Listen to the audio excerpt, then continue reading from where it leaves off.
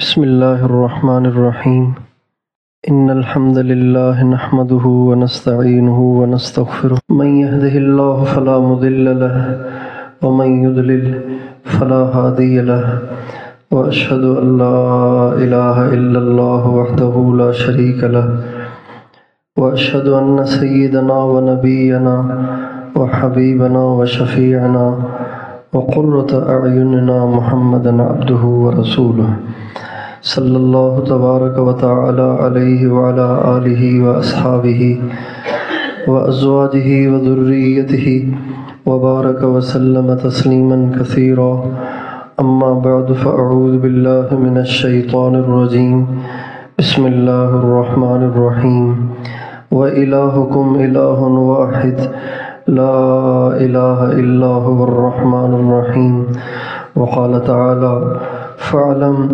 أنه لا إله إلا الله سبحان ربك رب العزة عما يصفون وسلام على المرسلين والحمد لله رب العالمين اللهم صل على سيدنا محمد وعلى آل سيدنا محمد وبارك وسلم۔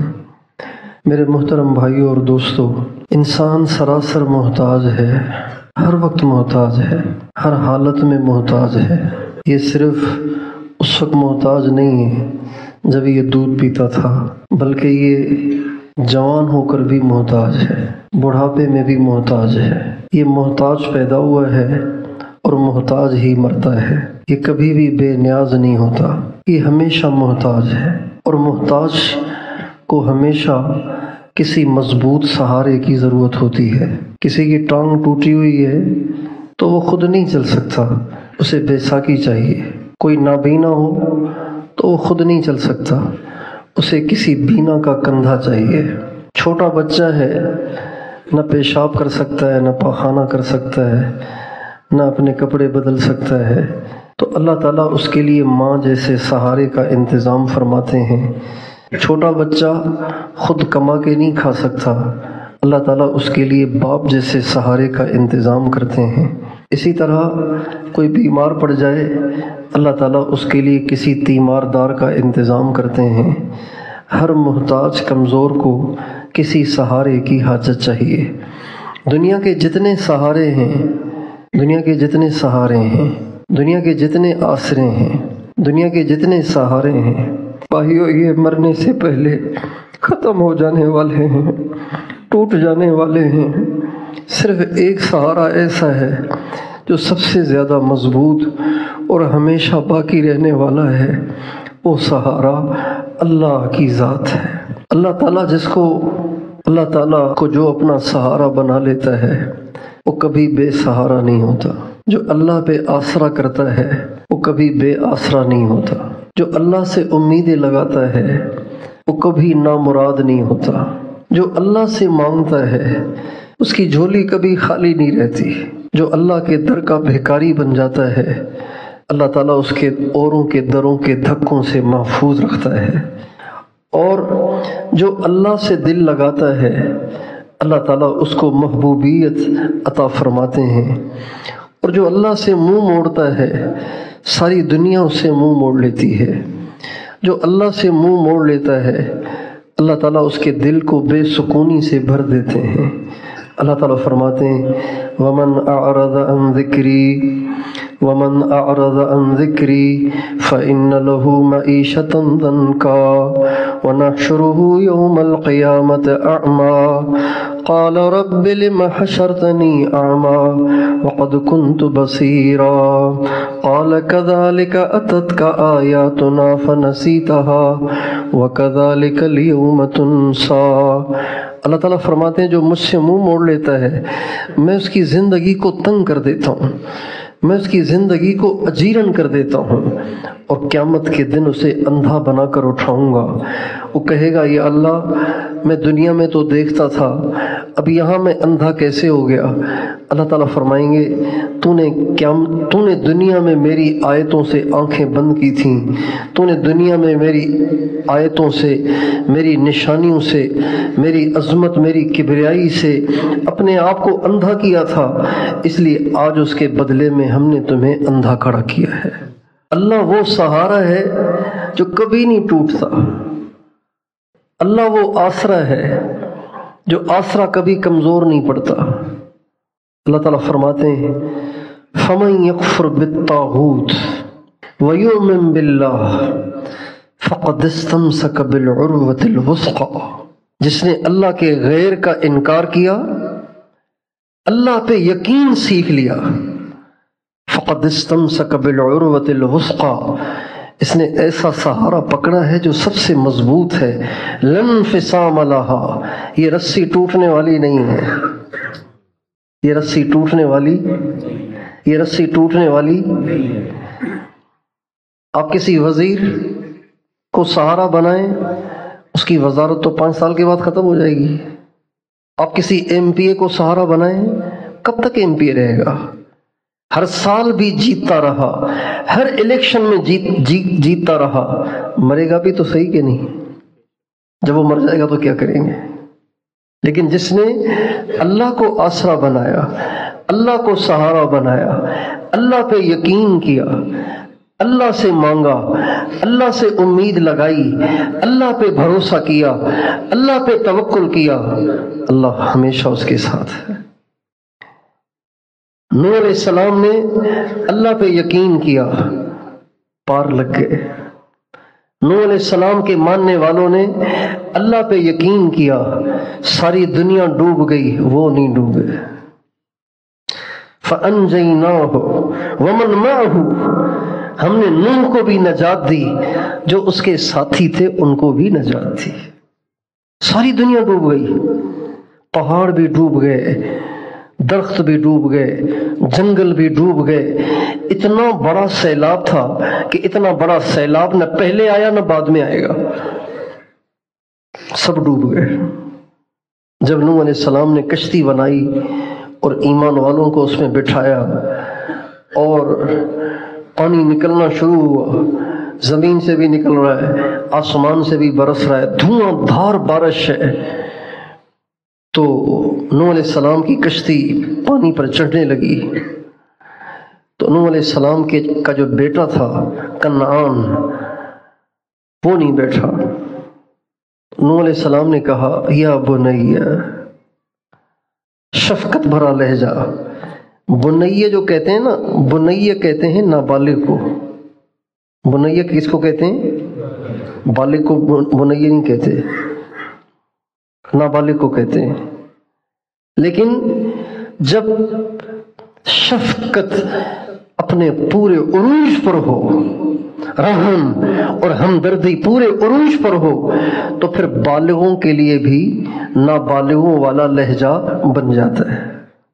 بیٹے کی عمر 40 سال ہے، لیکن وہ کوئی ایسا نقصان کرنے لگا ہے، ایسا نقصان کرنے لگا ہے کہ باپ بے قرار ہو کر اسے سمجھاتا ہے، وہ نہیں سمجھتا، تو وہ اس کے لیے الفاظ استعمال کرتا ہے جو چھوٹے کے لیے استعمال، میرے بچے ایسے نہ کر۔ بچہ تو نابالغ کو کہتے ہیں۔ نوح علیہ السلام شفقت سے بھرے ہوئے، ہمدردی سے بھرے ہوئے، رحم و کرم سے بھرے ہوئے، اتنی بڑی عمر کے بیٹے کنعان سے فرما رہے ہیں یا بنی، میرے بچے، ارکب معنا، چڑھ جا ہمارے ساتھ۔ تو وہ کہنے لگا ابو آپ میری ٹینشن نہ لیں، سآوی الی جبل یعصمنی من الماء، میں پہاڑ، سآوی الی جبل، میں پناہ پکڑوں گا پہاڑ میں۔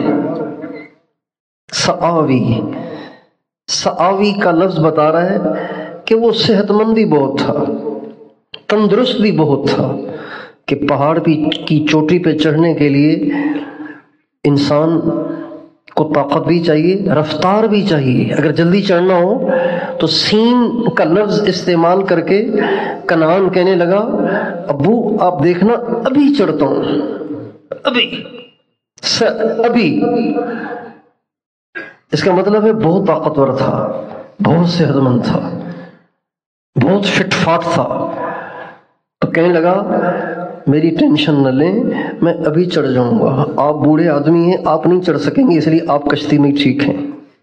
سآوی الی جبل یعصمنی من الماء، ابو آپ میری ٹینشن نہ لیں، میں ان قریب پہاڑ پہ چڑھ جاؤں گا اور پہاڑ مجھے بچا لے گا۔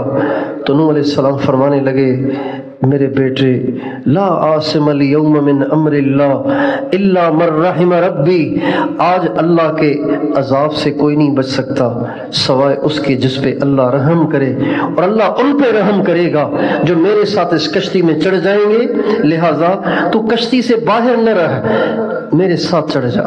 ابھی یہ باتیں ہو ہی رہی تھیں کہ وحال بینہم الموج، ابھی یہ باتیں ہو ہی رہی تھیں کہ ایک زوردار موج نے، ایک زوردار تھپیڑے نے اٹھا کے کنعان کو کہیں دور جا پھینکا اور وہ غرق ہو گیا۔ نوح علیہ السلام نے اللہ پہ بھروسہ کیا، بچ گئے۔ کنعان نے اللہ کے غیر پہ بھروسہ کیا، ہلاک ہو گیا۔ ہود علیہ السلام نے اللہ پہ بھروسہ کیا، بچ گئے۔ اور قوم عاد نے اللہ کے غیر پہ بھروسہ کیا تو ہلاک ہو گئے۔ موسیٰ علیہ السلام نے اللہ پہ بھروسہ کیا تو بچ گئے۔ فرعون نے اللہ کے غیر پہ بھروسہ کیا تو ڈوب گیا، تباہ اور برباد ہو گیا۔ موسیٰ علیہ السلام نے اللہ پہ بھروسہ کیا تو بچ گئے۔ قارون نے اپنے مال پہ بھروسہ کیا تو برباد ہو گیا۔ ابراہیم علیہ السلام نے اللہ پہ بھروسہ کیا۔ نمرود نے اپنی طاقت پہ بھروسہ کیا، نمرود کا نام و نشان مٹ گیا۔ ابراہیم علیہ السلام کے گن ساری دنیا گاتی رہے گی۔ ہم سب کمزور ہیں، ہم سب کو سہارے کی ضرورت ہے، ہم سب کو کسی مددگار کی ضرورت ہے، ہم سارے فقیر ہیں، ہم سب کو کسی داتا کی ضرورت ہے۔ اب اللہ تعالیٰ نے ہمیں اختیار دیا ہے، چاہے تو ہم اللہ کے غیر کو آسرا بنائیں، چاہے تو ہم اللہ کے غیر کا سہارا لیں، چاہے تو اللہ کے غیر پہ بھروسہ کریں، چاہے تو اللہ پہ بھروسہ کریں۔ لیکن ایک بات پکی ہے، جو اللہ پہ بھروسہ کرتا ہے اللہ اسے چھوڑتا نہیں ہے۔ جو اللہ کے غیر میں بھروسہ کرتا ہے اس کا غیر بے وفائی کرے گا، اسے چھوڑ جائے گا، اسے چھوڑ جائے گا، اسے چھوڑ جائے گا۔ کتنے سیاستدان ہیں جن کی محبت میں لوگ جیلوں میں چلے گئے، بعد میں سیاستدان بھول ہی گئے کہ کوئی جیل میں ہے۔ کتنے لوگ ہیں جنہوں نے وزیروں پہ بھروسہ کیا، کتنے لوگ ہیں جنہوں نے وڈیروں پہ بھروسہ کیا، کتنے لوگ ہیں جنہوں نے مالداروں پہ بھروسے کیے، لیکن سب نے انہیں بے سہارا کر دیا اور سب نے ان سے بے وفائی کر لی۔ لیکن اللہ وہ ذات ہے کہ اللہ تعالیٰ فرماتے ہیں وَمَن يَتَوَكَّلْ عَلَى اللَّهِ فَهُوَ حَسْبُهُ، جو اللہ پہ بھروسہ کرتا ہے اللہ کہتے ہیں میں اسے چھوڑتا نہیں ہوں، میں اس کو کافی ہو جاتا ہوں، میں اسے چھوڑتا نہیں ہوں، میں اس کو کافی ہو جاتا ہوں، میں اکیلا اسے کافی ہو جاتا ہوں۔ اللہ تعالیٰ پہ جو بھروسہ کرتا ہے اللہ تعالیٰ اس کی عزت رکھتے ہیں۔ اللہ تعالیٰ پہ جو بھروسہ کرتا ہے اللہ اس کو غنی کرتے ہیں۔ اللہ تعالیٰ پہ جو بھروسہ کرتا ہے اللہ اس کی مرادیں پوری کرتے ہیں۔ اللہ تعالیٰ پہ جو بھروسہ کرتا ہے اللہ اس کے دل کو سکون دیتے ہیں۔ اللہ تعالیٰ پہ جو بھروسہ کرتا ہے اللہ اس کو اپنے غیر کا کبھی محتاج نہیں کرتے۔ جو اللہ پہ بھروسہ کرتا ہے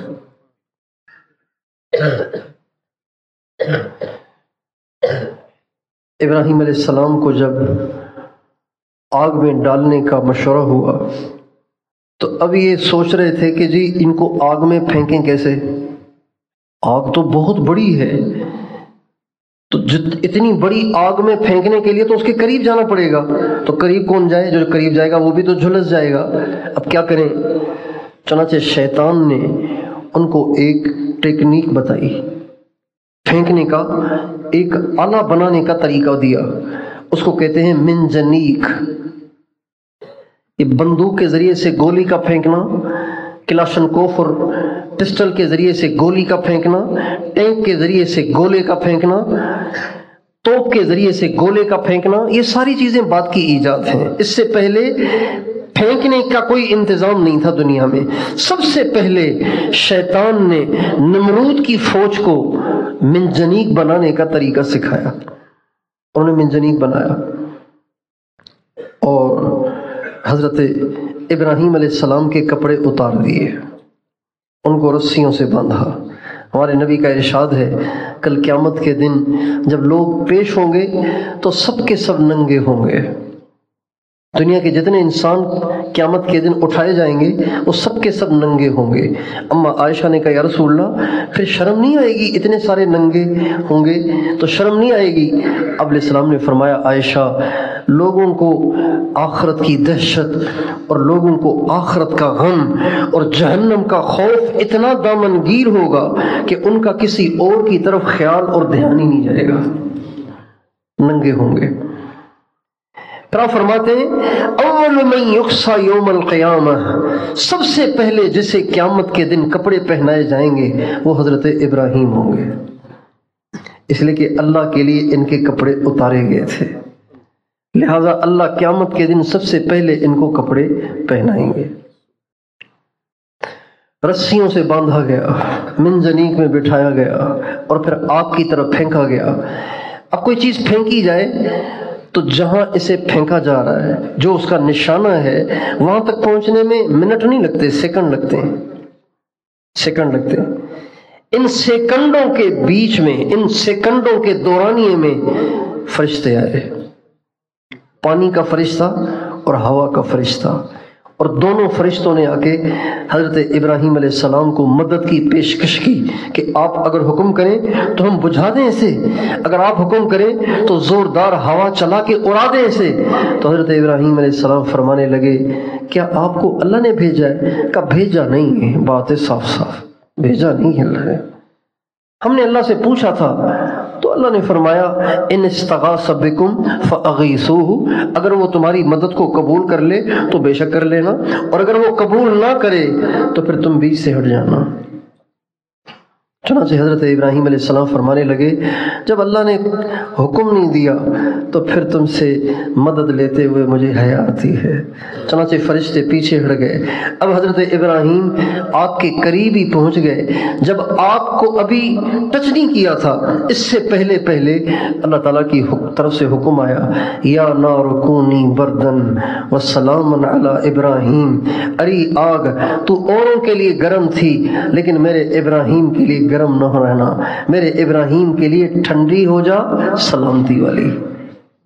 تفسیر میں تو نہیں پڑھا، مولانا یوسف صاحب رحمۃ اللہ علیہ کے بیانات میں ہے، وہ فرمایا کرتے تھے کہ پہلے آگ اتنی بردن کا لفظ کہتے ہی آگ اتنی ٹھنڈی ہو گئی کہ حضرت ابراہیم پہ کپ کپی طاری ہو گئی، تو ساتھ ہی فرمایا وسلامن، ایسی ٹھنڈی بھی نہیں کہ کپ کپی ہو جائے۔ چنانچہ آگ گلے گلزار ہو گئی، بہار بن گئی، نہ ٹھنڈک نہ گرمی۔ اللہ تعالیٰ نے حضرت ابراہیم علیہ السلام کو بچا لیا، ابراہیم علیہ السلام کے توکل کی برکت سے، ابراہیم علیہ السلام کے یقین کی برکت سے۔ موسیٰ علیہ السلام اپنی قوم کو لے کر چلے، اللہ تعالیٰ نے فرمایا اپنی قوم کو لو اور چلو۔ چنانچہ راتوں رات اپنی قوم کو لے کر نکلے، اور قوم 10 آدمی نہیں تھے، 10 آدمی کی جماعت ہوتی ہے نا، ہمارے ہاں تو 12 آدمی کی جماعت ہوتی ہے، انہیں کو سنبھالنا مشکل ہوتا ہے، ہر آدمی کا اپنا مزاج، اس کی بات کو سمجھنا، پھر اس کے ساتھ اس کے مطابق رویہ کرنا مشکل ہو جاتا ہے۔ 6 لاکھ آدمی تھے، کتنے آدمی تھے؟ 6 لاکھ آدمیوں کو لے کے چلو جی، اور جو 6 لاکھ ہیں وہ بھی بنی اسرائیل، ٹیڑے درجے کے لوگ، ٹیڑے۔ فلما زاغوا ازاغ اللہ قلوبہم، ٹیڑے لوگ، یہود ٹیڑے لوگ ہیں، بہت کم لوگ ان میں سے سدھرتے ہیں۔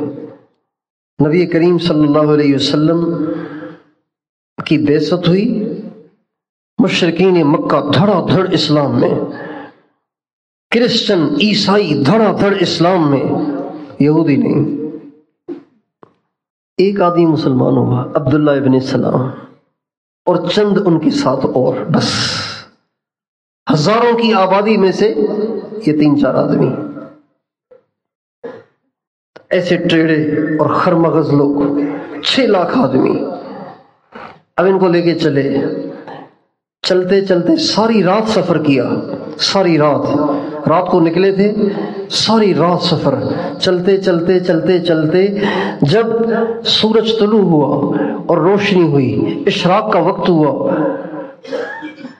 اور سورج نکلا، تو سامنے سمندر آ گیا، اور پیچھے جو مڑ کے دیکھا تو فرعون کو بھی پتہ چل گیا تھا کہ یہ موسیٰ بھگا کے لے گیا ہے ہمارے نوکروں کو، تو وہ بھی اپنا لشکر لے کے ان کے پیچھے چل پڑا۔ اب پیچھے دیکھیں تو فرعون اور اس کا لاؤ لشکر، اور آگے دیکھیں تو بحر کلثم اور اس کی خوفناک موجیں۔ تو اب بنی اسرائیل تو تھر تھر کانپنے لگ گئے اور کہنے لگے موت ہی موت ہے، آگے سمندر کی موجیں وہ بھی موت، پیچھے فرعون اور اس کا لاؤ لشکر وہ بھی موت۔ تو کہنے لگے انا لمدرکون، موسیٰ تم مانو نہ مانو آج تو ہماری پکی موت ہے۔ انا بھی کہا اور لام بھی لے آئے، انا لمدرکون، موسیٰ آج تو پکی بات ہے کہ ہم بچ نہیں سکیں گے، آج تو ہم ضرور مارے جائیں گے، آج تو ہم ضرور بلا شک و شبہ مارے جائیں گے۔ لیکن موسیٰ علیہ السلام کا یقین اللہ پہ تھا۔ کس پہ تھا؟ کس پہ تھا؟ بڑوں کا یقین ڈاماڈول ہو جاتا ہے جب حالات آتے ہیں، جب پریشانیاں آتی ہیں، جب اسباب الٹے سیدھے نظر آتے ہیں تو بڑے بڑے ایمان والوں کے ایمان ڈگمگا جاتے ہیں۔ لیکن یہ تو نبی تھے، اللہ کے کلیم تھے۔ جب ساری قوم نے 6 لاکھ آدمیوں نے یک آواز ہو کر کہا موسیٰ آج تو ہم ضرور پکڑے گئے، آج تو ہم ضرور مارے گئے، تو موسیٰ علیہ السلام نے ان 6 لاکھ کے ڈگمگاتے ہوئے یقین پہ ضرب لگاتے ہوئے فرمایا کلا، ہرگز نہیں، ان معی ربی سیہدین، میرا رب میرے ساتھ ہے۔ جس کے ساتھ رب ہو وہ ہلاک ہو سکتا ہے؟ اللہ جس کے ساتھ ہو اس کا کوئی بال بیگا کر سکتا ہے؟ ہمارے سندھ کے سلسلہ قادریہ کے ایک بڑے مشہور بزرگ گزرے ہیں، حضرت شاہ عبداللطیف بھٹرائی رحمۃ اللہ علیہ۔ اب آپ کو سندھی تو سمجھ آئے گی نہیں، لیکن آپ کو سمجھ آئے نہ آئے، میرے اندر جو جھاگ اٹھ رہی ہے میں اسے نکال لیتا ہوں۔ شاہ عبداللطیف بھٹرائی فرماتے ہیں سر میں پکھی ہکڑو متھ سماری لکھ، پر جے رب جی ہوجے سے رکھ، تسر میں گھومے سر ہو۔ فرماتے ہیں کہ اگر کسی باغ میں پرندہ ہو ایک اور شکاری ہو 1 لاکھ، پورے باغ میں پرندے کتنے اور شکاری کتنے؟ بچ سکتا ہے؟ بچ سکتا ہے؟ نہیں بچ سکتا نا۔ چاروں طرف سے ہی شکاری غلیل لیے کھڑے ہیں، تو کہاں سے بچے گا؟ اس سے بچے گا تو اس کا لگے گا، اس سے بچے گا تو اس کا لگے گا۔ 1 لاکھ شکاری ہیں، کسی کا تو لگ ہی جائے گا۔ لیکن شاہ صاحب فرماتے ہیں نہیں، اگر اللہ کی حفاظت ہو تو اب بھی بچ سکتا ہے۔ اگر کسی باغ میں 1 پرندہ ہو اور اس کے لاکھ مارنے والے ہوں، اللہ کی اسے حفاظت حاصل ہو تو اسے کوئی نہیں مار سکتا۔ اللہ ہرگز نہیں، بے شک سمندر کی موجیں بڑی خوفناک ہیں، بے شک 16 لاکھ کا لشکر لے کر فرعون بھی بڑا ظالم خون کا پیاسا آ رہا ہے، لیکن اللہ جو ساتھ ہے تو کیا ہوگا۔ چنانچہ اللہ تعالیٰ کا حکم ہوا کہ آپ اس لاٹھی کو سمندر پہ ماریں۔ موسیٰ علیہ السلام نے لاٹھی کو سمندر پہ مارا، سمندر پہ لاٹھی پڑتے ہی سمندر میں راستے بننا شروع ہو گئے، پانی کی دیواریں بننا شروع ہو گئیں، اور 12 راستے بنے، چونکہ لشکر 12 تھے نا، قبیلے 12 تھے۔ موسیٰ علیہ السلام کے ساتھ جو قبیلے تھے وہ 12 قبیلے تھے۔ یعقوب علیہ السلام کے 12 بیٹے تھے، ان 12 بیٹوں کے الگ الگ قبیلے بن گئے، تو 12 یعنی ایک قبیلے کے 50,000 آدمی، 12 قبیلوں کے 6 لاکھ آدمی، 12 راستے بنے تاکہ ہر قبیلے والا اپنے قبیلے والوں کے ساتھ اطمینان سے راستہ کراس کرے۔ فرعون آیا، اس کی فوج آئی، وہ سب کے سب ڈوب گئے، لیکن موسیٰ علیہ السلام کی قوم کے کسی شخص کا ایک بال بھی بیکا نہیں ہوا، اس لیے کہ اللہ پہ بھروسہ کیا۔ یہ جو اللہ کی ذات پہ بھروسہ ہے، یہ انسان کو بہت طاقتور کر دیتا ہے۔ دنیا کی سب سے بڑی طاقت وہ یقین ہے۔ دنیا کی سب سے بڑی طاقت کیا ہے؟ بلیف، یقین، اللہ کی ذات پہ یقین، یہ دنیا کی سب سے بڑی طاقت ہے۔ نبی کریم صلی اللہ علیہ وسلم سیدنا صدیق اکبر رضی اللہ عنہ کے ساتھ غار ثور کے اندر بیٹھے ہوئے، رات کو تشریف لے آئے تھے اندر۔ غار ایسے داخل ہونے کی نہیں تھی جیسے دروازہ ہوتا ہے آدمی داخل ہوتا ہے، بلکہ غار ایسے تھی کہ نیچے سے ایک جگہ بنی ہوئی تھی جس میں لیٹ کر اندر داخل ہونا پڑتا تھا۔ تو ہمارے نبی لیٹ کر اندر داخل ہوئے، حضرت ابو بکر لیٹ کر اندر داخل ہوئے۔ پہلے حضرت ابو بکر گئے، جا کے صاف کیا، ٹھیک کیا، پھر اللہ کے نبی کو اندر بلایا، اللہ کے نبی بھی لیٹ کے اندر گئے، اب دونوں حضرات اندر بیٹھے ہوئے ہیں۔ جب آپ نکلے مکے سے اور پتہ چلا کہ حضور تو غائب ہو گئے، تو ابو جہل نے ایک پیری کو بلایا جو پاؤں کے نشانات پہچانتے تھے اس زمانے میں اور پتہ لگاتے تھے کہ آدمی کہاں گیا ہے، اس کو لیا اور ڈھونڈتے جبل ثور پہ پہنچ گئے۔ اب غار ثور کے پاس کھڑے ہوئے ہیں اور کہہ رہے پاؤں تو یہاں تک آئے تھے، آگے پتہ نہیں کہاں چلے گئے، یہ آپس میں باتیں کر رہے ہیں۔ جب ان کے پاؤں پہ حضرت ابوبکر صدیق کی نظر پڑی تو ہمارے نبی سے کہنے لگے لو ان احدہم نظر تحت قدمیہ لابصرنا، یا رسول اللہ یہ تو ہمارے سامنے ہی آ کے کھڑے ہو گئے، اب اگر ان میں سے کسی ایک نے ذرا نیچے کو جھک کر اندر بھی جھانک لیا تو یہ تو ہمیں پکڑ لیں گے نا، پھر تو ہمیں نقصان پہنچائیں گے۔ آپ نے فرمایا ما ظنک یا ابا بکر باثنین اللہ ثالثہما، ابو بکر تیرا کیا گمان ہے ان دو کے بارے میں جو دو نہیں ہیں، ان کے ساتھ تیسرا اللہ بھی ہے۔ ان کے بارے میں تمہارا کیا خیال ہے؟ ان کو بھی کوئی پکڑ سکتا ہے؟ اس کو یقین کہتے ہیں۔ 3 دن ہمارے نبی نے گزارے، 3 دن کے بعد آپ وہاں سے رخصت ہوئے۔ جب آپ چلنے لگے تو آگے جا کر ایک جگہ ہے رابغ، اس کے جب قریب پہنچے تو ایک گھوڑ سوار سرپٹ گھوڑا دوڑاتا ہوا آپ کی طرف آیا، وہ تھا سراقہ ابن مالک بن جشعم مزدلجی۔ یہ ایک دیہاتی بڑا ڈاکو قسم کا قبیلہ تھا، اس کا یہ سردار تھا۔ اس کو پتہ چلا کہ قریش مکہ نے اعلان کیا ہے جو محمد کو پکڑ کر لائے گا صلی اللہ علیہ وسلم کو تو ہم اسے 100 اونٹ دیں گے انعام میں۔ 100 اونٹ، ایک اونٹ آج کل کتنے کا ہے؟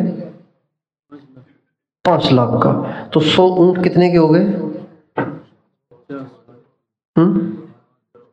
5 کروڑ کے۔ تو 5 کروڑ اگر کسی پہ انعام رکھا جائے تو ہر آدمی کہے گا بھائی چلو میں بھی کوشش کر لوں، شاید میں ہی کچھ کر لوں۔ سراقہ ابن مالک کو شوق چڑھ گیا کہ جی میں بھی محمد عام آدمی ہیں، کوئی پہلوان تھوڑی ہیں، پکڑ کے لے آؤں گا، ان کے پاس پیش کر دوں گا، 100 اونٹ مل جائیں گے، مزے ہو جائیں گے۔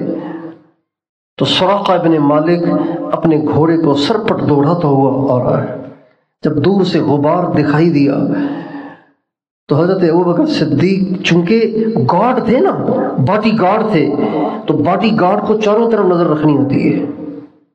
حضور تو اپنی نظر نیچے رکھتے تھے، ہر وقت یوں ہی رہتے تھے، نظر آپ کی اٹھتی ہی نہیں تھی۔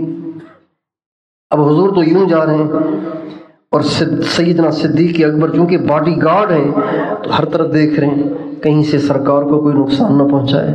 تو نظر پڑ گئی کہ پیچھے کوئی سرپٹ دوڑاتا ہوا آ رہا ہے گھوڑے کو، تو کہا یا رسول اللہ کوئی گھوڑ سوار آ رہا ہے۔ آپ نے فرمایا آنے دو، थोड़ी देर के बाद फिर कहा, या रसूल अल्लाह वो तो करीब आ गया है। फरमाया आने दो। जब बिल्कुल करीब आ गया, सुराखा तकब्बुर से भरा हुआ और 100 ऊंटों के शौक में भरा हुआ कि बस अब तो चंद कदम रह गए। सरकार ने जब पीछे मुड़ के देखा कि वाकई वो करीब आ गया था, तो सरकार ने उम्मत को सिखाया कि अब क्या करना है, अब क्या करना है। आपने फरमाया अल्लाहुम्मा कफ़िनाहु बिमा शि'ता, ए अल्लाह, ए अल्लाह, ए अल्लाह, तू इससे हमारी किफ़ायत कर जैसे तुझे पसंद है, जैसे तू चाहे। यानी मैं आपको नहीं कहता कि आप इसकी गर्दन तोड़ दें, इसको अंधा कर दें, इसको ज़मीन में धंसा दें, इसको हलाक कर दें, इसकी गर्दन तोड़ दें। मैं नहीं कहता, मैं आप पे छोड़ता हूँ, बस मुझे तो इससे हिफाजत चाहिए। अल्लाहुम्मा कफ़िनाहु बिमा शि'ता, या अल्लाह हमारी हिफाजत कर इससे जैसे तू चाहे।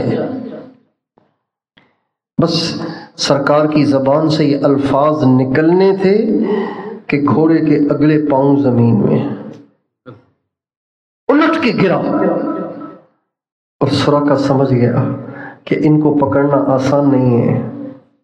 कहने लगा मैं समझ गया हूँ, आपने बद्दुआ दी है, आप मुझे माफ कर दें, मैं आपको नहीं पकड़ूंगा। आपने दुआ दे दी, उम्मत को सिखाया कि अगर किसी ने ज्यादती की और उस पर कोई हाल आ गया और वो माजरत करने आ गया, तो ये ना कहा करो कि नहीं चखो मजा अब, बल्कि माफ कर दिया करो। आपने उसको माफ कर दिया, उसका घोड़ा बाहर आ गया, वो खुद खड़ा हो गया। आपने फरमाया अब तुम वापस जाओ, लेकिन हमारी किसी को मुखबिरी न करना, बताना नहीं किसी को कि हम जा रहे हैं। कहा जी मेरा वादा है, मैं किसी को मुखबिरी नहीं करूंगा, बल्कि अगर कोई मुझे मिला तो उसको भी कहूंगा नहीं भाई यहाँ नहीं है, मैं देख के आऊं यहाँ नहीं है। फिर आपने फरमाया सुराखा तेरा क्या हाल होगा उस वक्त जब किसरा के कंगन तेरे बाजुओं में होंगे। एक बद्दू देहाती जिसको 100 ऊंटों की वजह से पागल हो रहा है, उसका फरमा रहे हैं सुराखा तेरा क्या हाल होगा उस वक्त जब किसरा के कंगन तेरे पास होंगे। कहने लगे मेरे पास? फरमाया हाँ, वो दौर तू देखेगा और किसरा के कंगन तुझे मिलेंगे। हजरत उमर का ज़माना आया, अल्लाह ताला ने ईरान को पाश पाश किया, रोम को पाश पाश किया, रोम, इटली, यूरोप, इसको अल्लाह ने पाश पाश किया, और किसरा फारिस को अल्लाह ने पाश पाश किया, और किसरा के खजानों के ढेर लग गए मस्जिद नबवी में। जब किसरा के कंगन आए तो सुराखा भागे हुए आए। कहने लगे उमर नहीं, जब किसरा के कंगन आए तो हज़रत उमर ने कहा भाई वो सुराका कहाँ है? तो सुराका को लाया गया तो फरमाया अल्लाह के नबी ने तुझे कहा था ना कि सुराका तुझे किसरा के कंगन मिलेंगे, तो अल्लाह के नबी ने तेरे लिए पहले ही इसको तकसीम कर दिया था, लो ये आपका हदिया है। अल्लाह ने हमारे नबी को बचाया। ग़ज़वे यरमूक में मुसलमान 30,000 थे। कुफ़ार 2 किस्मों में तकसीम थे, एक अरब थे, एक गैर अरब थे। जो अरब थे वो 60,000 थे। चूँकि हर मैदान में शिकस्त होती थी रोमियों को, तो रोमियों ने एक दफ़ा मीटिंग बिठाई, आपस में मशवरा किया कि आखिर ये हमसे क्यों जीतते हैं। तो बाज़ों ने कहा कि जी ये अरब हैं, और अरब बड़े जंगजू किस्म के लोग होते हैं और बड़े ताकतवर लोग होते हैं, जफाकश लोग होते हैं, और हम हैं बहुत ज़्यादा नफीस और तबा, इसलिए हम हार जाते हैं, हम इनके हाथों मारे जाते हैं। तो उनका ठीक है, फिर इनके मुकाबले में हम अरब ले आते हैं। चुनांचे अपने मजहब वाले अरब ये इनके मुकाबले में लेकर आए। जबला बिन अहम गस्सानी उनका सरदार था। 60,000 अरब उसने जमा किए मुसलमानों से लड़ने के लिए, और उनसे रोमियों ने कहा आपके पीछे लाखों हमारे भी हैं, लेकिन आगे फ्रंट पे आप रहेंगे। उनका बहुत अच्छा। अब 60,000 अरब صف بستہ ہیں، ان کے پیچھے یورپ کی لاکھوں فوج ہے، اور ادھر مسلمان ہیں۔ تو حضرت ابو عبیدہ بن جراح مسلمانوں کے امیر تھے، تو وہ دیکھ رہے تھے اور وہ بہت گہری سوچ میں تھے کہ کیا کرنا چاہیے، کیا کرنا چاہیے۔ ان سے فیصلہ نہیں ہو پا رہا تھا، اور فیصلہ اس لیے نہیں ہو پا رہا تھا کہ حضرت عمر رضی اللہ تعالی عنہ کی پالیسی یہ تھی کہ جہاں مسلمانوں کے شہید ہو جانے کے اندیشے ہوں، خطرات ہوں، تو وہاں لڑائی نہیں لڑنی چاہیے، وہاں صلح کرنی چاہیے، اس لیے کہ مسلمان کی جان قیمتی ہے۔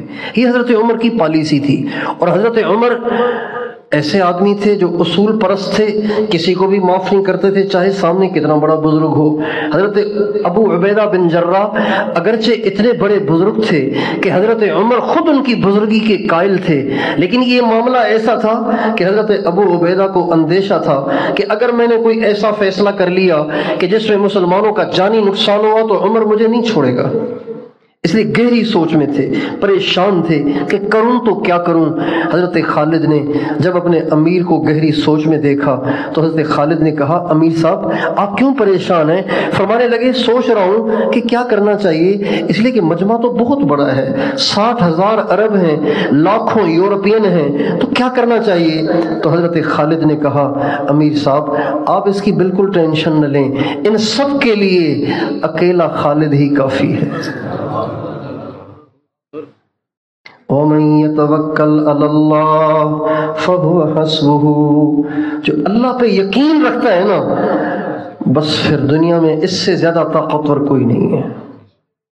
ہم اپنے عبد الوہاب صاحب کو دیکھتے تھے نا، تو ہم کہتے تھے دنیا میں ان سے زیادہ طاقتور کوئی نہیں ہے۔ لگتا تھا کیا وزیر، کیا صدر، کیا بادشاہ، کیا پیسے والا، کیا چودھری، کیا وڈیرا، کیا نواب، کیا خان، سب کے سب ان کے دبدبے اور جلال کے سامنے یوں سر جھکائے کھڑے ہوتے تھے، اور سب کو اس کا اندیشہ ہوتا تھا کہ اب پڑا تھپڑ اور اب لگا مکہ۔ ایک دفعہ ایک وزیر اعلیٰ صاحب ان سے ملنے آئے۔ پہلے جب ملنے آئے تو بھائی صاحب سے میں نے پوچھا کہ جی وہ آئے ملنے کے لیے، تو فرمانے لگے کہ اس سے کہو کہ ذرا انتظار کرو، ہم نے ابھی نماز پڑھنی ہے۔ عشاء کی نماز کا ٹائم داخل ہو گیا تھا، چنانچہ ہم نے نماز پڑھ لی۔ پھر فرمانے لگے کہ اب نماز پڑھ لی ہے، کھانا بھی کھا ہی لیتے ہیں۔ پھر کھانا کھا لیا، پھر تیار ہو کے چارپائی پہ بیٹھ گئے۔ پھر فرمانے لگے اب بلاؤ اس کو۔ تو میں دروازے کے قریب گیا تو وہ خود ہی آ گئے تھے، تو کہنے لگے کہ جی ملاقات۔ میں نے کہا آئیے۔ جو ہی داخل ہوئے ان کے ساتھ بڑے بڑے افسران، پولیس کے آئی جی اور پتہ نہیں کون کون، چودھری، وڈیرے، شڈیرے، چیلے چماٹے، پوری ایک گینگ تھی جو ملنے آئی تھی۔ جو ہی مصافحے کے لیے چارپائی کے قریب ہوئے تو آئی صاحب نے پوری قوت کے ساتھ سب سے پہلا تو ایسا انہیں تماچا منہ رسید کیا کہ ان کی جو ٹوپی پہن کے آئے تھے حاجی صاحب کے سامنے، ان کی ٹوپی اڑتی ہوئی دیوار سے جا لگی۔ یہ مبالغہ نہیں کر رہا ہوں، جو ہوا وہ بتا رہا ہوں۔ ایسا تھپڑ رسید کیا کہ ٹوپی اڑتی ہوئی جا کے دیوار سے لگی، تو پیچھے والوں نے جلدی سے ٹوپی اٹھائی اور پیش کی، اور سارے گھبرا گئے کہ یہ کیا ہو رہا ہے، یہ تو کبھی ہوتا نہیں ہے کہ وزیر اعلیٰ کو پڑے تھپڑ، تو پتہ نہیں کہاں آ گئے ہم۔ تو وہ سارے پریشان ہو رہے تھے اور ہر ایک سنبھلنے کی کوشش کر رہا تھا۔ اس منظر کو دیکھ کر وزیر اعلیٰ صاحب نے ٹوپی پہنی، ذرا سیٹ ہو کر پھر تھوڑا سا قریب ہونا چاہا، تو آئی صاحب نے دوبارہ یوں ہاتھ اٹھایا تو وہ کہنے لگے ایک ایک ان کو بھی تو مارے یا ساری مجھے ہی مارنی ہے؟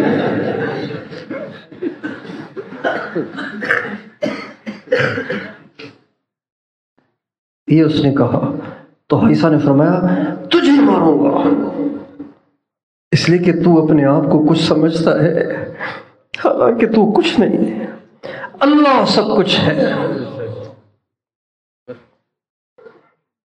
آئے عشاق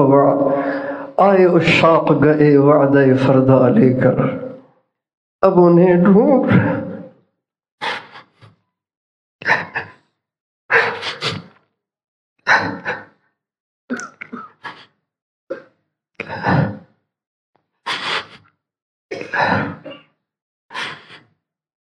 آئے عشاق گئے وعدے فردا لے کر، اب انہیں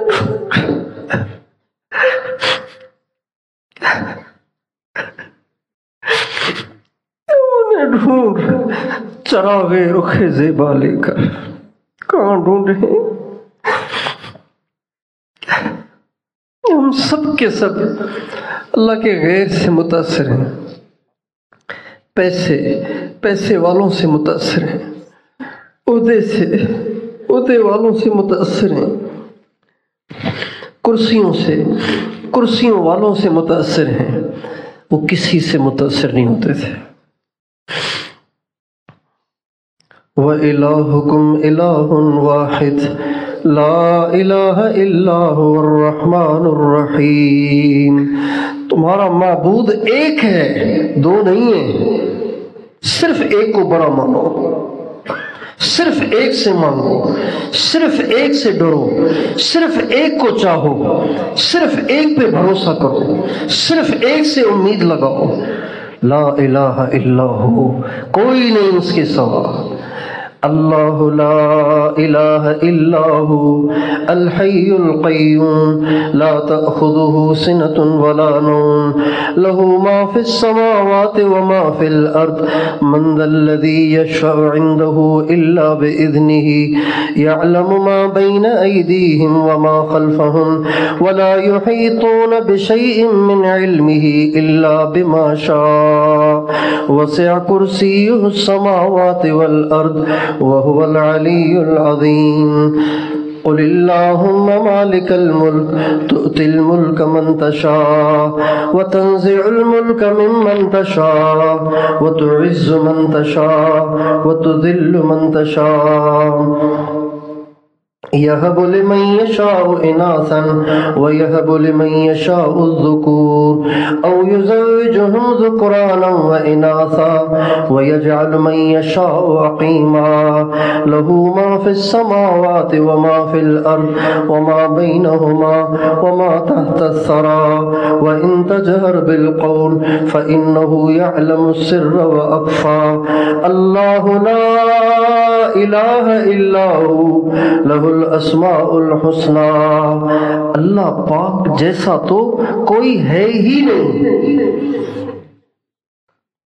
اتنا بڑا ہے کہ اس کی بڑائی کی کوئی حد ہی نہیں،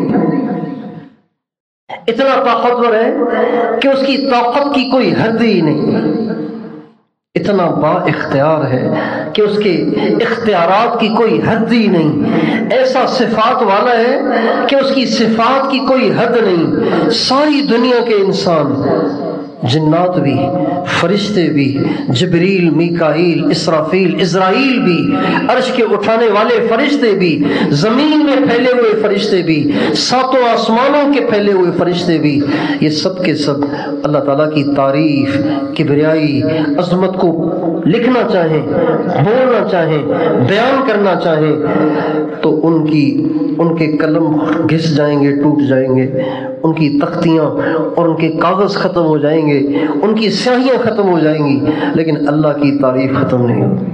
اللہ اتنا بڑا ہے، لیکن کم قسمتی سے ہم نے اس پہ کبھی غور نہیں کیا کہ اللہ بڑا ہے۔ آپ غور کیجئے، مسلمان بچہ جب ماں کے پیٹ سے باہر آتا ہے، سب سے پہلے اسے کون سی آواز سنائی جاتی ہے؟ بولیے، اللہ بڑا ہے۔ اس کا ترجمہ یہ ہے؟ اللہ بڑا ہے اس کا ترجمہ یہ ہے؟ نہیں، اکبر ہے اس میں تفضیل کا صیغہ، اس میں تفضیل اس پہ بولا جاتا ہے، اس ذات پہ بولا جاتا ہے کہ جو ذات اس صفت میں یکتا ہو، اس سے اوپر کوئی ہو ہی نہیں۔ اللہ اکبر، اللہ اتنا بڑا کہ اس جیسا بڑا کوئی ہے ہی نہیں۔ سب سے پہلا جملہ جو میرے کان میں گیا، آپ کے کان میں گیا، ہر مسلمان بچے کے کان میں جانا چاہیے، وہ یہ ہے اللہ اکبر، سب سے بڑا اللہ ہے۔ مگر میں اور آپ اپنے آپ سے پوچھیں، کیا سب سے بڑا ہم اللہ کو مانتے بھی ہیں؟ کیا ہم نے سب سے بڑا اللہ کو بنایا ہوا بھی ہے؟ صرف بولنے کا کام تو نہیں ہے نا. ابو میری جان آپ پہ قربان. اچھا بیٹا دوائی تو لے آؤ. ابو وہ تو کسی اور سے کہتے ہیں. اچھا بیٹا مجھے ڈاکٹر کو تو دکھاؤ. ابو میں کسی سے بات کرتا ہوں. سب سے پہلا بول جو ہمیں سکھایا گیا وہ یہ ہے اللہ اکبر. اللہ سب سے بڑا ہے، اس سے بڑا کوئی ہے ہی نہیں. اور اس کا اتنا تکرار کروایا جاتا ہے مسلمان کو، اتنا تکرار کروایا جاتا ہے، اتنا تکرار. ہر اذان میں یہ بول 6 دفعہ آتا ہے، ہر اقامت میں یہ بول 6 دفعہ آتا ہے، ہر رکعت میں یہ بول کتنی دفعہ آتا ہے. آپ کی نماز اس سے شروع ہوتی ہے، آپ رکوع رکوع میں اس سے جاتے ہیں، سجدے میں اس سے جاتے ہیں، سجدے سے اٹھتے اسی کلمے کے ساتھ ہیں، سجدے میں جاتے اسی کلمے کے ساتھ ہیں، سجدے سے اٹھتے اس کلمے کے ساتھ ہیں. کتنا اس کا تکرار کرایا جاتا ہے 24 گھنٹے میں، کتنا تکرار ہوتا ہے اس کا. اللہ اکبر اللہ اکبر اللہ اکبر اللہ اکبر اللہ اکبر. لهم قلوب لا يفقهون بها ولهم آذان لا يسمعون بها. ان کے پاس دل تو ہیں لیکن سمجھتے نہیں، ان کے پاس کان تو ہیں لیکن سنتے نہیں. اولئک کالانعام بل هم اضل. یہ انسان کہلانے کے لائق ہی نہیں ہے، یہ تو چوپایوں کی طرح سے ہیں، بلکہ چوپایوں میں بھی کچھ سمجھ ہے، یہ چوپایوں سے بھی زیادہ کم عقل اور بھٹکے ہوئے لوگ ہیں.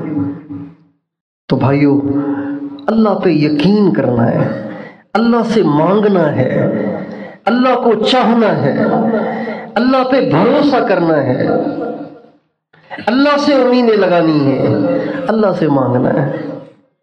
ہو جائے تو سمجھیں کہ اللہ نے کیا، نہ ہو تو سمجھیں کہ اللہ نے نہیں کیا.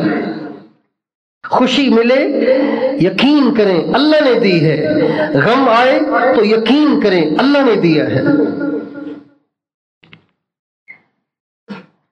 ہمارے ہاں سلسلہ عالیہ نقشبندیہ میں ایک مراقبہ کرایا جاتا ہے، اس مراقبے کا نام ہے مراقبہ احدیت. اور سلسلہ چشتیہ میں ایک مراقبہ کرایا جاتا ہے توحید افعالی. اور سلسلہ قادریہ میں ایک مراقبہ کرایا جاتا ہے هو الاول والآخر. یہ مختلف سلسلوں کے مختلف مراقبے ہیں، اور ان تینوں کا مقصد ایک ہے، وہ یہ کہ سب چیز اللہ کی طرف سے نظر آئے. مراقبہ احدیت کا مقصد ہے کہ خوشی آئے تو کہو اللہ نے دی ہے، غم آئے اللہ نے دیا ہے، بیماری آئے اللہ نے دی ہے، صحت ملے اللہ نے دی ہے، پریشانی آئے اللہ نے بھیجی ہے، بیوی کھانے میں تاخیر کرے کہو اللہ کو یہی منظور ہے، ملازم کہا نہ مانے سمجھ جاؤ اللہ کو یہی منظور ہے. یہ مقصد ہے مراقبہ احدیت کا نقشبندیہ میں، اور چشتیہ میں مراقبہ توحید افعالی کا، اور قادریہ میں هو الاول والآخر والظاہر والباطن وهو بكل شيء علیم. اللہ کر رہا ہے، اللہ نے کیا، اللہ کرے گا. ہمارے حاج صاحب کبھی کبھی جوش میں آ کے یہ فرماتے تھے یا اللہ آپ اتنی دیر کیوں کر رہے ہیں؟ کرنا تو آپ ہی نے ہے نا، کسی اور نے تو کرنا نہیں، کرنا تو آپ ہی نے ہے. پھر فرماتے تھے اللہ مجھے معاف کرے، یوں کر کے اللہ مجھے معاف کرے، یا اللہ کرنا تو آپ ہی نے ہے. میرے دوستو ہم اپنے یقینوں پہ محنت کریں، جب بھی ضرورت پیش آئے کسی سے نہ مانگیں، صرف اللہ سے مانگیں. ہمارے حاج صاحب فرمانے لگے یہ جو میرا منا مولی احسان ہے نا، یعنی مولانا احسان صاحب کے نام، یہ جو میرا مولی احسان ہے نا، ماشاءاللہ جب یہ پڑھتا تھا نا تو میرے پاس آتا کہ مجھے پیسوں کی ضرورت ہے، پھر کہتا پہلے اللہ سے مانگ کے آیا ہوں پھر آیا ہوں آپ کے پاس، پہلے 2 رکعت پڑھ کے اللہ سے مانگ کے پھر آپ کے پاس آیا ہوں. ہمارے رائے گنج کے مطبخ کے امیر تھے بھائی حنیف صاحب، سندھ کے تھے، ہمارے جنس آباد ایک علاقہ ہے، کوٹ غلام محمد، وہاں کے تھے، بڑے شفیق آدمی۔ اللہ تعالیٰ ان کی قبر کو نور سے بھرے۔ تو وہ کبھی کبھی حاجی صاحب کے پاس آتے کہ جی آٹا ختم ہو گیا ہے، تو حاجی صاحب فرماتے یہ دیکھو آٹا ختم ہو گیا، میرے پاس ہے، اللہ کو نہیں کہتا کہ یا اللہ آٹا ختم ہو گیا ہے۔ تو حاجی صاحب فرمانے لگے جب یہ زیادہ ہونے لگا تو پھر میں نے مطبخ کے دسترخوان پہ بیٹھ کے ایک دفعہ اللہ سے دعا کی، یا اللہ یہاں جو آئے یہاں سے بھوکا نہ جائے، یا اللہ جو یہاں آئے وہ یہاں سے بھوکا نہ جائے۔ نظام الدین مرکز میں، تبلیغی مرکز نظام الدین میں ایک دفعہ اتنا لمبا فاقہ آیا کہ مولانا الیاس صاحب نے اپنے مدرسے کے سارے طلباء کو اکٹھا کیا اور فرمایا بھائی میرے گھر میں بھی کچھ نہیں ہے، مدرسے کے مطبخ میں بھی کچھ نہیں ہے، لہٰذا سب کو میری طرف سے اجازت ہے جو جہاں جانا چاہے چلا جائے، کیونکہ میرے پاس ہے ہی نہیں کھانے کے لیے، کھلانے کے لیے۔ تو سارے طلباء نے کہا حضرت آپ کو چھوڑ کے کہاں جائیں، اگر آپ نہیں کھا رہے تو ہم نے بھی نہ کھایا تو کیا ہوا، ہم تو یہیں پڑے رہیں گے، ملے گا تو کھائیں گے، نہیں ملے گا تو ہم بھی صبر کریں گے۔ جب یہ کہا تو مولانا الیاس صاحب کو رحم آیا اور مولانا حجرے میں داخل ہوئے، کافی دیر کے بعد حجرے سے نکلے، چہرہ سرخ، اور پھر فرمایا اس چار دیواری میں آج کے بعد فاقہ نہیں آئے گا۔ رب اشعث مدفوع بالباب لو اقسم علی اللہ لابرہ، بہت سے لوگ ایسے ہوتے ہیں سیدھے سادے بولے بالے، چہرے غبار آلود، بال بکھرے ہوئے، ہمارے نبی فرماتے ہیں اگر وہ اللہ پہ کوئی بات کہہ دینا تو اللہ تعالیٰ ان کی بات کو پھر ضرور پورا کرتا ہے۔ رائے چھوٹا سا تھا اور ویران علاقہ تھا دائیں بائیں، جہاں رائے مرکز ہے آج کل، یہاں پہ ہندو اپنے مردے جلاتے تھے، یہاں پہ ہندو اپنے مردے جلایا کرتے تھے کسی زمانے میں۔ تو ایک دفعہ ڈاکوؤں نے پرچی بھیجی ہمارے بزرگوں کو، میاں جی عبداللہ صاحب میواتی جنہوں نے رائے مرکز کی زمین دی، ان کا نام میاں جی عبداللہ صاحب۔ رائے کا پھاٹک ہے، پھاٹک کے قریب ایک چھوٹی سی مسجد ہے، پھاٹک والی مسجد، اس میں ان کی قبر ہے۔ میاں جی عبداللہ صاحب لمبے پتلے سانولے میواتی، پرچی بھیجی کہ رات کو ہم تمہارے مہمان ہیں، اچھی خاصی رقم تیار رکھنا ورنہ خیر نہیں ہے۔ میاں جی عبداللہ صاحب کو جب پرچی ملی تو انہوں نے مولانا ظاہر شاہ صاحب کو بلایا اور فرمایا بھائی یہ عبد الوہاب کو دو اور اسے کہو کہ لاہور جاؤ، جو اپنے ساتھی ہیں ان سے کچھ پیسے لے آؤ، تاکہ وہ رات کو آئیں گے تو پھر وہ خامخواہ پریشان کریں گے تو ان کو ہم کچھ دے دیں گے۔ مولانا ظاہر شاہ صاحب نے آ کے حاجی صاحب سے کہا کہ جی میاں جی عبداللہ صاحب، وہ امیر تھے، بڑے تھے، وہ حاجی صاحب جوان تھے اس وقت، کہ وہ میاں جی صاحب فرما رہے ہیں کہ آپ لاہور جائیں، اور بہت سے کام والے ساتھی تھے وہاں پہ، پیسے والے بھی تھے، تو جاؤ ان کو میری طرف سے پیغام دو، ان سے کچھ جا کے لے آؤ۔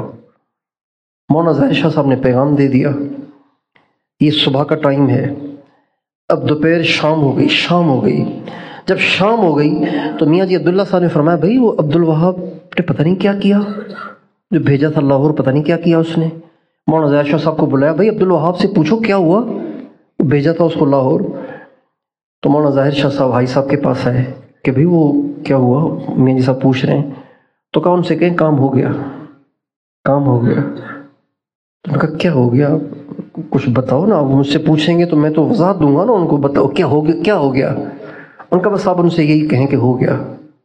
ان کا بھائی وہ تو وضاحت پوچھیں گے نا، ابھی یہ ہم عمر ہیں، مولانا ظاہر شاہ صاحب اور حاجی صاحب ہم عمر ہیں، تقریباً 2 سال کا فرق ہے، اور دونوں شاہ عبد القادر رائے پوری کے خلیفہ ہیں، قطب الارشاد شیخ المشائخ حضرت مولانا شاہ عبد القادر رائے پوری رحمۃ اللہ علیہ کے یہ دونوں مریدان خاص ہیں، عبد الوہاب صاحب بھی اور ہمارے مولانا ظاہر شاہ صاحب، یہ دونوں ان کے خلیفہ ہیں۔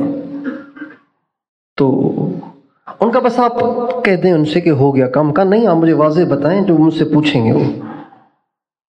تو کہا میں نے آیت الکرسی پڑھ لی ہے۔ عجیب بات ہے، امیر صاحب نے ایک بات کی، آپ کہہ رہے میں نے آیت الکرسی پڑھ لی ہے۔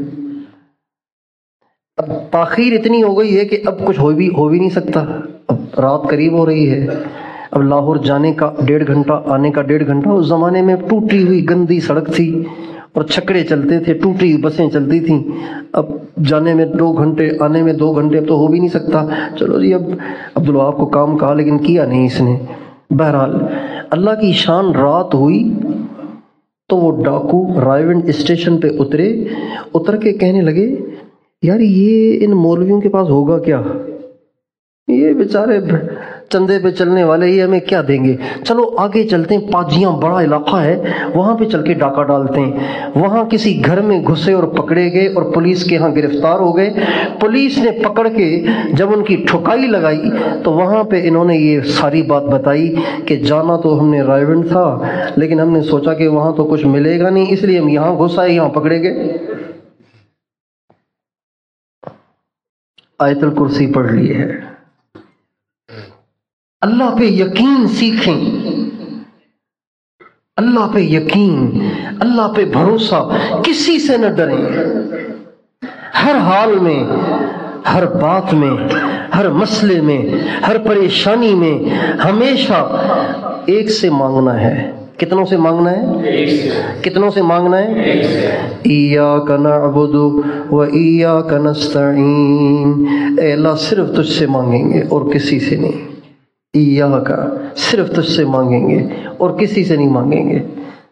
حضرت عبداللہ ابن عباس فرماتے ہیں میں اللہ کے نبی کے ساتھ سواری پہ بیٹھا ہوا تھا تو آپ علیہ السلام فرمانے لگے یا غلام انی اعلمک کلمات، لڑکے میں تجھے چند باتیں سکھاتا ہوں، ان کو یاد کر لو، ساری زندگی کام آئیں گی۔ اب وہ باتیں کیا تھیں؟ وہ باتیں کوئی وظیفے نہیں تھے کہ یہ وظیفہ پڑھ لو گے تو یہ ہو جائے گا، یہ پڑھ لو گے تو یہ ہو جائے گا، یہ پڑھ لو گے تو یہ ہو جائے گا۔ ہمارے نبی نے اپنی امت کو وظیفوں پہ نہیں ڈالا، یہ مزاج ٹھیک نہیں ہے۔ ہر کام کے لیے وظیفے ڈھونڈنا، ہر کام کے لیے کوئی وظیفہ ڈھونڈنا اور وظیفہ طلب کرنا، یہ مزاج ٹھیک نہیں ہے۔ صحابہ نے ہمارے نبی سے وظائف مانگے نہیں، جس کو حضور نے دے دیا دے دیا، جس کو نہیں دیا اس کے لیے دعا کر لی، جس کو دعا بھی نہیں دی اس نے صبر کر لیا۔ ہمارے ہاں بر صغیر میں، خصوصاً پاکستان، ہندوستان، بنگلہ دیش میں ایسا مرض ہے کہ ہر چیز کے لیے وظیفہ پوچھتے ہیں۔ ایک آدمی نے کہا میری بیوی روٹی پکاتی ہے ہمیشہ کچی رہ جاتی ہے، کوئی وظیفہ ہے اس کے لیے؟ اب بتائیں اس قوم کو کیا کیا جائے؟ اور یہ مرض بہت پرانا ہے۔ حضرت گنگوہی کے پاس ایک عورت آئی ہے، دیہاتی عورت، کہنے لگی مولوی جی میری جو مانگ ہے نا، مانگ، میں جب بھی کنگھی کرتی ہوں مانگ ٹیڑھی ہو جاتی ہے، کوئی تعویذ دو اس کے لیے تاکہ مانگ سیدھی ہو جائے۔ گنگوئی نے کہا مائی جا اپنا کام کر، مانگ سیدھی کرنے کے لیے تعویذ لینے آئی ہے۔ مگر وہ دیہاتی نہ ادب آداب نہ کچھ، پیچھے پڑ گئی۔ آخر حضرت گنگوہی نے ایک پرچی پہ لکھ کے دیا یا اللہ اس کے مسئلے کا حل مجھے تو آتا نہیں مگر یہ مانتی نہیں، لہذا تو اس کی مانگ کو ٹھیک کر۔ پرچی لکھ کے دے دی اور ماشاءاللہ اس پرچی سے واقعی اس کی مانگ ٹھیک ہو گئی۔ اب یہ مرض پڑا ہوا ہے بڑے صغیر والوں کو، ہر چیز کے لیے وظیفہ، ہر چیز کے لیے وظیفہ، ہر چیز کے لیے وظیفہ۔ یہ مزاج ٹھیک نہیں ہے، یہ مزاج ہمیں بدلنا چاہیے۔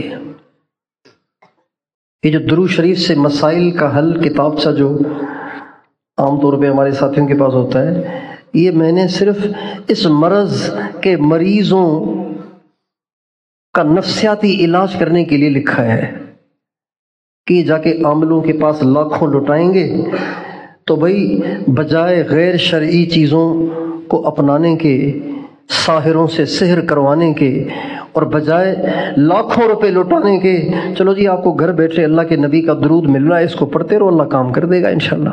اور درود کے ذریعے سے کام ہونا حدیث میں آتا ہے۔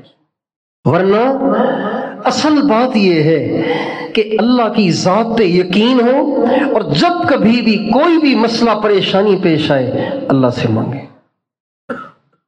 مولانا منظور نعمانی نہیں، مولانا علی میاں، مولانا ابو الحسن علی ندوی رحمۃ اللہ علیہ فرماتے ہیں مولانا الیاس صاحب رحمۃ اللہ علیہ کا بیان ہر آدمی سمجھ ہی نہیں پاتا تھا، اتنا مشکل بیان کرتے تھے، اور زبان میں چونکہ لکنت بہت زیادہ تھی تو بعض دفعہ لفظ اٹک جاتا تو اگلا لفظ نکلتا ہی نہیں تھا، لیکن ایک جملہ اپنے بیان میں اتنے زور سے کہتے تھے کہ برسوں بعد آج بھی وہ جملہ کانوں میں گونج رہا ہے، مانگو اللہ سے،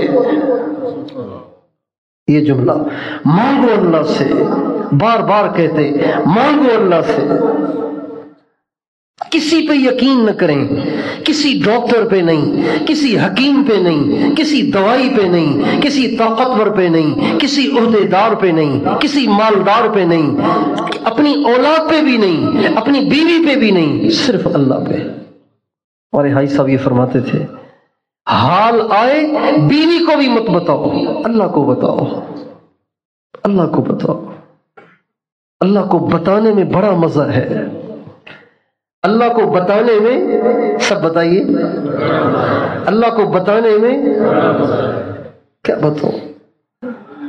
ایک ساتھی کا ایک دن فون آیا، کہنے لگے میں بہت پریشان ہوں اور بس میں جا رہا ہوں اپنے باپ کو شوٹ کرنے کے لیے۔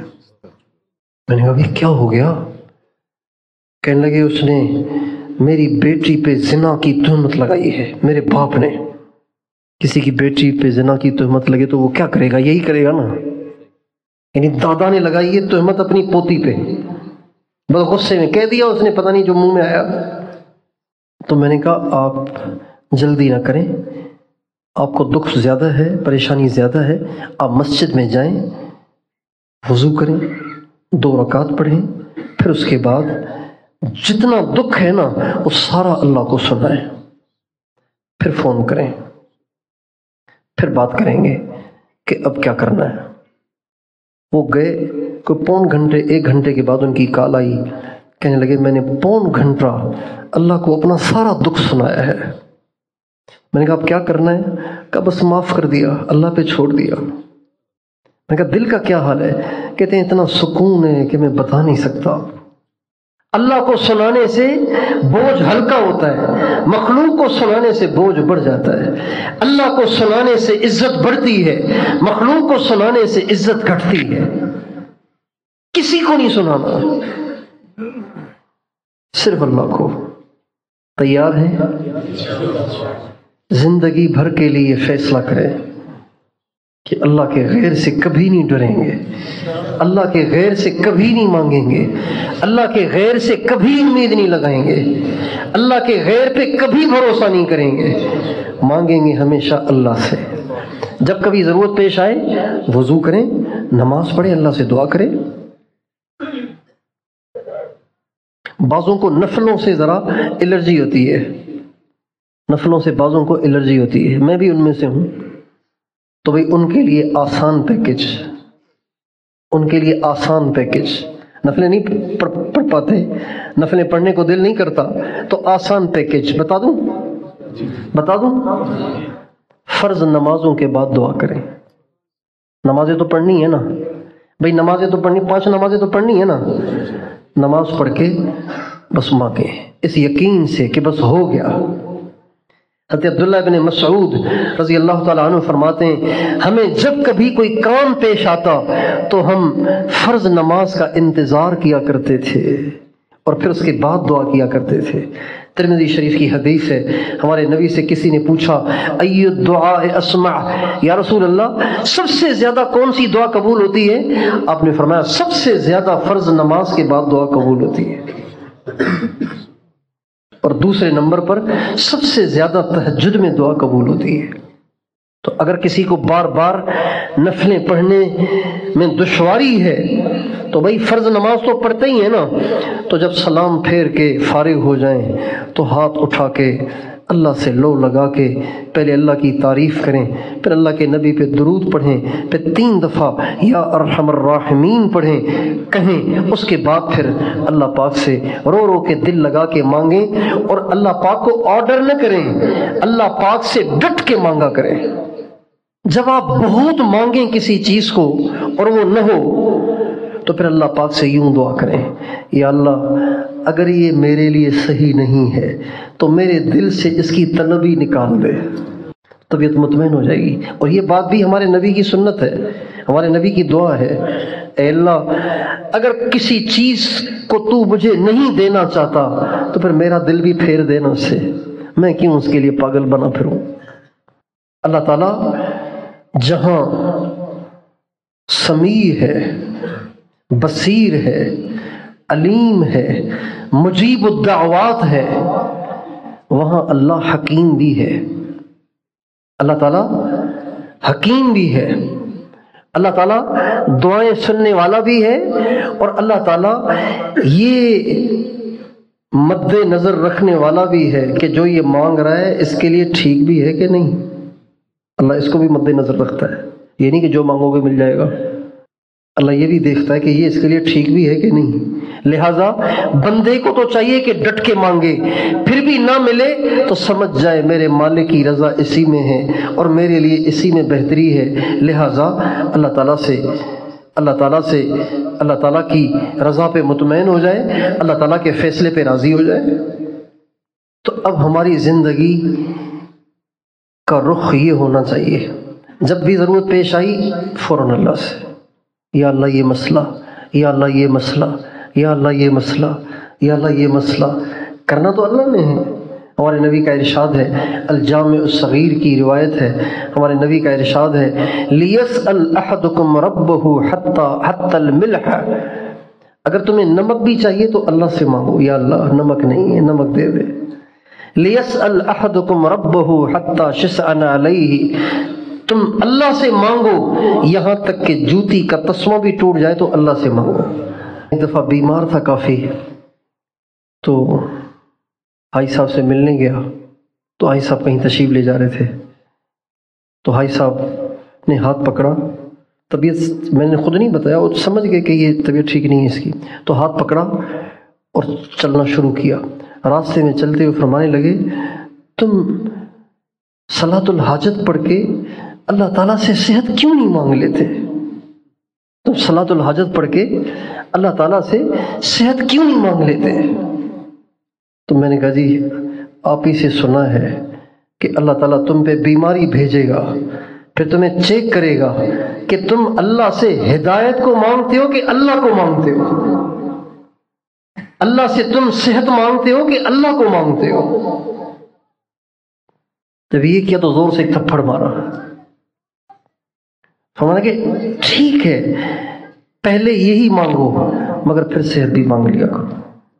تو بھئی ہر بات اللہ سے مانگیں گے، ہر بات اللہ سے کریں گے، ہر دکھ کس سے شیئر کریں گے، ہر پریشانی کس سے شیئر کریں گے، ہر مسئلہ کس کو بتائیں گے؟ ساری دنیا سے بے نیاز۔ بادشاہی ہے بادشاہی، یہ بادشاہی ہے۔ بادشاہ بھی مانگتے پھرتے ہیں، الیکشن کے دنوں میں دیکھا نہیں آپ نے بادشاہ کیسے مانگتے پھرتے ہیں؟ یہ بادشاہی سے بڑی بادشاہی ہے کہ آپ کو کسی کی پرواہ نہیں، آپ صرف اللہ سے مانگتے ہیں، صرف اللہ سے کہتے ہیں۔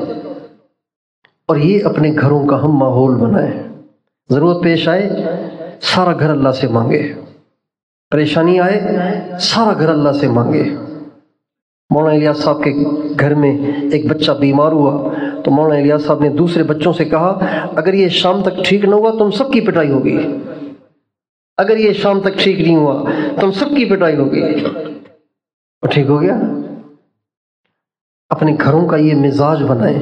اگر ہم نے اپنے گھروں کا یہ مزاج نہ بنایا، اپنا یہ مزاج نہ بنایا تو ان قریب ایک وقت آنے والا ہے جس میں مسلمان سب سے زیادہ تنگ دست ہوں گے، سب سے زیادہ بے سر و سامان ہوں گے، سب سے زیادہ محتاج ہوں گے۔ اگر انہوں نے اللہ سے مانگنا نہیں سیکھا ہوگا، اللہ کو بتانا نہیں سیکھا ہوگا، اللہ پہ یقین نہیں سیکھا ہوگا تو یہ غیر کے محتاج بنیں گے، اور پھر اپنی ضرورتوں کو پورا کرنے کے لیے ان کو ایمان کو بیچنا پڑے گا۔ روٹی ان کو ملے گی جو ایمان بیچیں گے، کھانا ان کو ملے گا جو ایمان بیچیں گے، روزگار ان کو ملے گا جو ایمان بیچیں گے، معاشی وسائل ان کو ملیں گے جو ایمان کو بیچیں گے، اور جو ایمان کو مضبوط پکڑ کے رکھیں گے وہ دنیا میں سب سے زیادہ قسم پرس ہوں گے، سب سے زیادہ تنگ دست ہوں گے، ان پہ فاقے ہوں گے، ان پہ بھوک ہوگی، ان کی جان خطرے میں ہوگی، ان کے بچے خطرے میں ہوں گے، ان کی عورتیں خطرے میں ہوں گی۔ اللہ سے تعلق بنا لیا ہوگا تو آسان ہے۔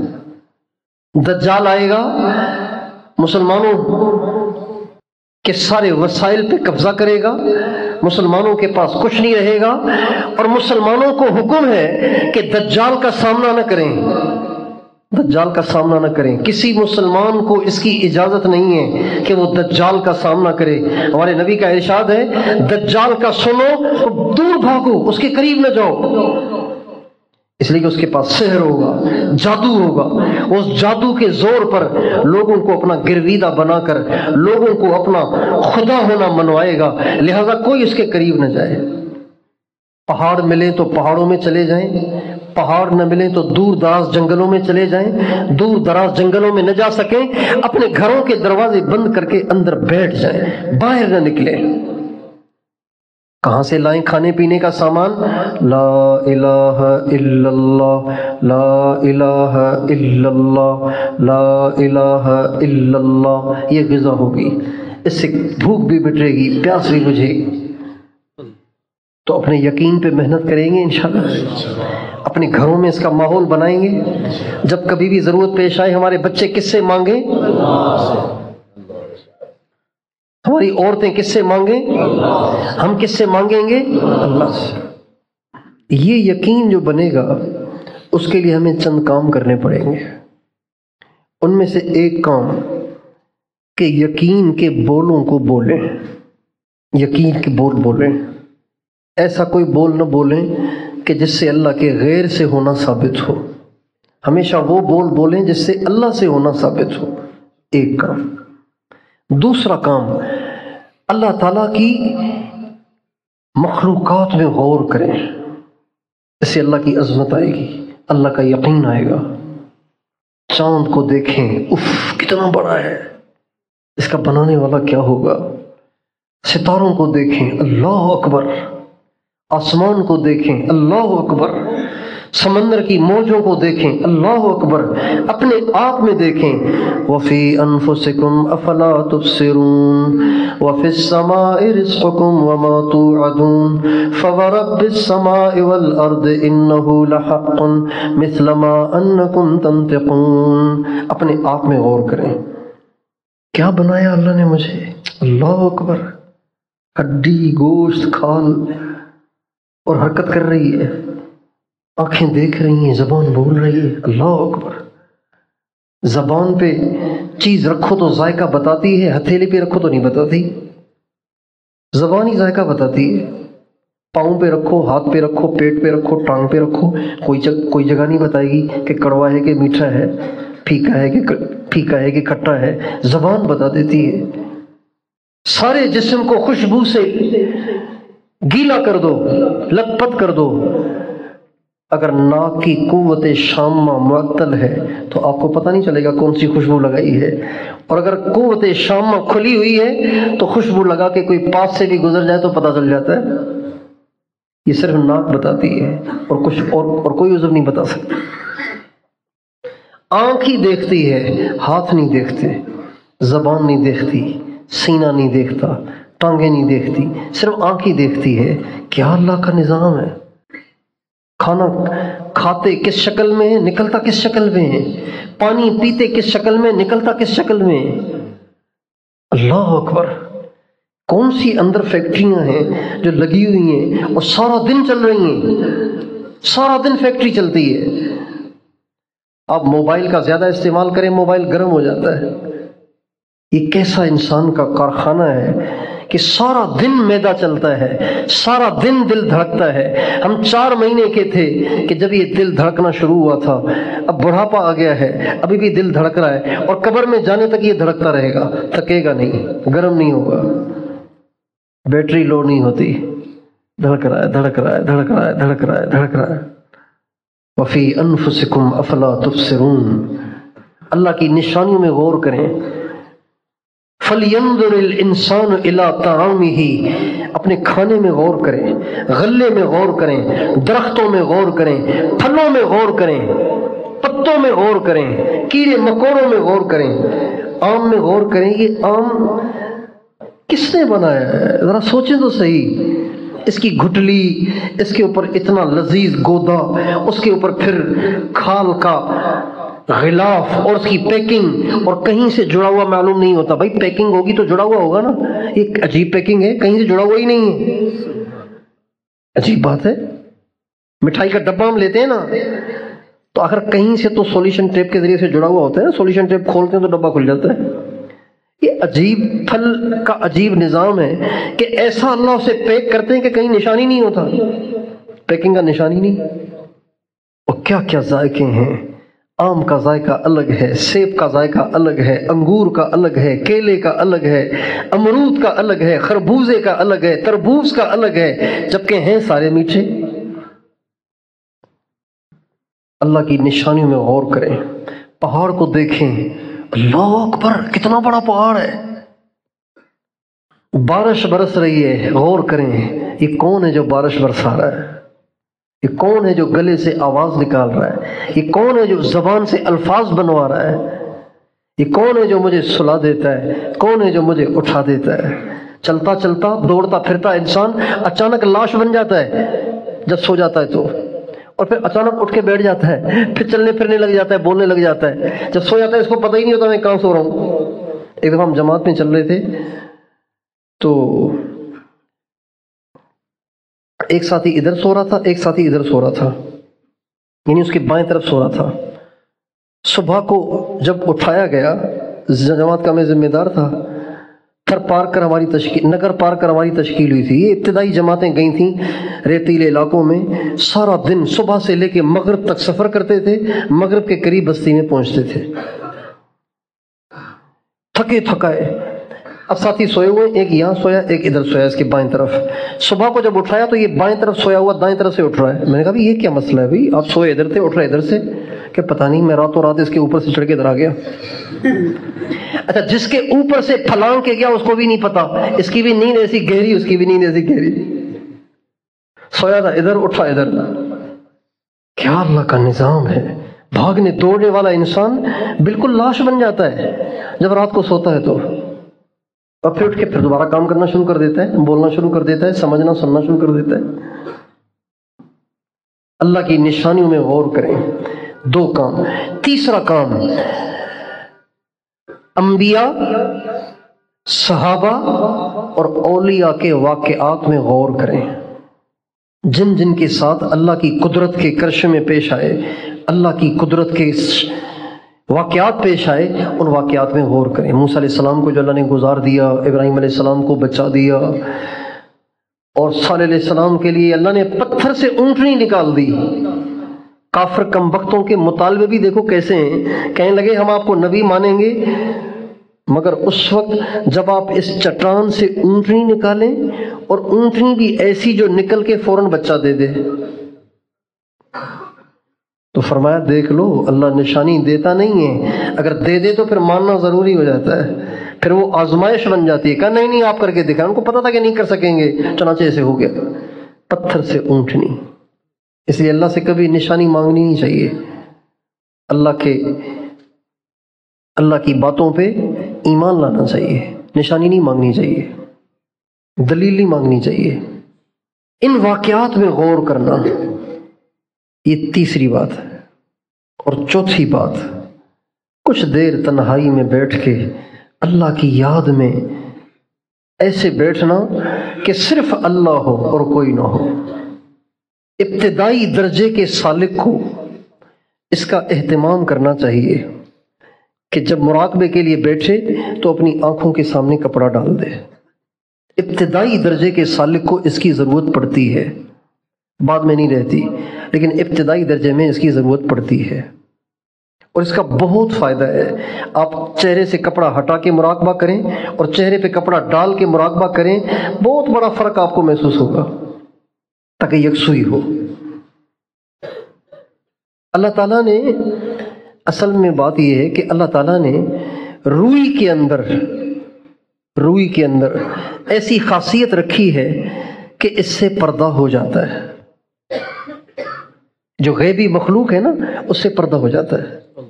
ہاں، سیمنٹ سے پردہ نہیں ہوتا، اینٹوں سے پردہ نہیں ہوتا، روئی سے پردہ ہو جاتا ہے. یہ اللہ کا نظام ہے. یا بنی آدم قد انزلنا علیکم لباسا یواری سوآتکم وریشا. اے آدم کے بچوں، میں نے تمہارے لیے لباس اتارا ہے اور اس میں یہ خاصیت رکھی ہے، یہ تمہارے ستر کو چھپائے گا. آپ کمرے میں اندر بیٹھیں تو جن آپ کو باہر سے بھی دیکھ لیتا ہے. ان کو اللہ نے ایسی تاثیر دی ہے کہ باہر سے بھی بیٹھ کے دیکھ لیتا ہے اندر کون بیٹھا ہوا ہے. لیکن کپڑے پہنے ہوئے ہیں تو آپ کا ستر نہیں دیکھ سکتا. عجیب بات ہے نا یہ.